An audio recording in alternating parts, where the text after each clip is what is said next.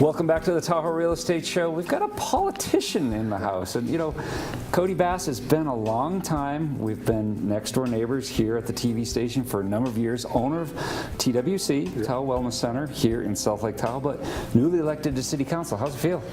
You know, it's been great actually.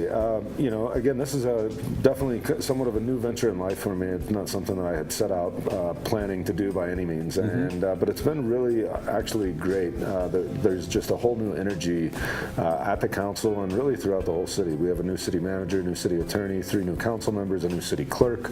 It really is just a new day, and there's great energy, and we've been able to accomplish already some really, really great things. So I scratch my head, you know, sometimes like, how can, you know, someone as busy as yourself, a successful business owner, take on that role and, you know, help guide the community for the next several years? And one of the big topics that we keep talking about is housing allocations. Where do we stand today? What do we need to know? Well, it was just on our agenda Tuesday night, and we looked at the housing allocations that were designated for multifamily from a policy that was passed back in 2015, and we really do want to support multifamily development and really for the affordable housing and for workforce housing of our locals. And so we had a policy that the allocations that were designated for the city would go to multifamily. We went ahead and released some of those because they just weren't being developed, and they were sitting there, and we have a waiting list of 96 people wanting single-family allocations, and they'd like to get construction going. So we went ahead and released those with the understanding and direction to our staff that we'll bring them back. We'll be getting 66 more allocations from TRPA. We'll get those back for multifamily, the 16 that we released.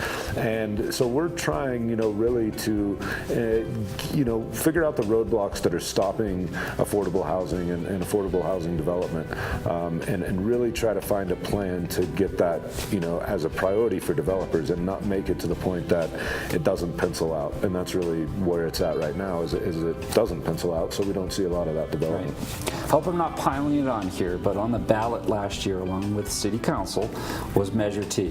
Where do we stand today?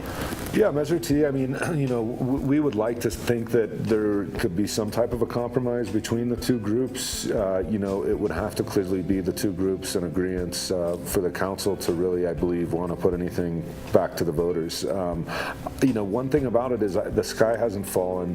The real estate market seems to hold steady with where it's at, and it doesn't take effect until 2021. So we still have time to hopefully reach that compromise. I think that's what everybody would like to see, and I think we can. I don't see why there can't be a middle ground. That was the first. That was really the failure, and the reason Measure T was even on the ballot is because we couldn't find the middle ground.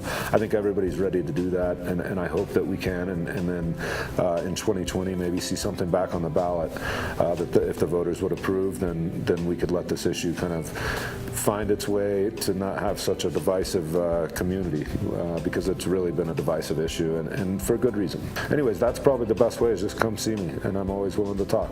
Or we're all, you know, there every other Tuesday. We have started to do night meetings, which is great. So we have one meeting at 9 a.m. The next meeting 2 weeks later on Tuesday will be at 5:30 p.m. That way, you know, kind of open it up for school teachers, for people that work the general 9 to 5. We'll at least get to see the City Council on first or second reading of any ordinance, and so I think it's a great change that we've made. City Councilman Cody Bass, thanks for coming and joining us on the show. Awesome, thanks Pete. All right, stay tuned. More of the Tahoe Real Estate Show coming right up.